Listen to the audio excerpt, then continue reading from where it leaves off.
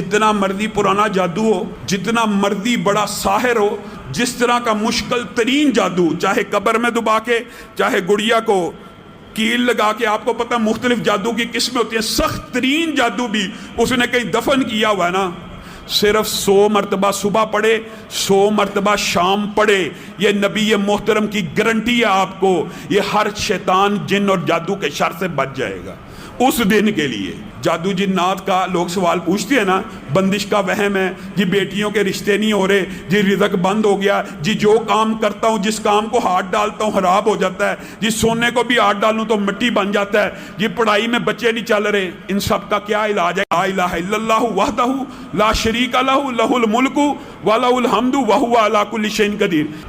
نبی کریم صلی اللہ علیہ وسلم کہہ رہے ہیں صرف 100 مرتبہ صبح پڑھ لو، 100 مرتبہ شام پڑھ لو، جائیے اللہ کی قسم آپ کو کسی عامل کے پاس، کسی رقیہ شریعہ کرنے والے کے پاس جانے کی ضرورت نہیں ہے، آپ صرف یہ وظیفہ شروع کریں۔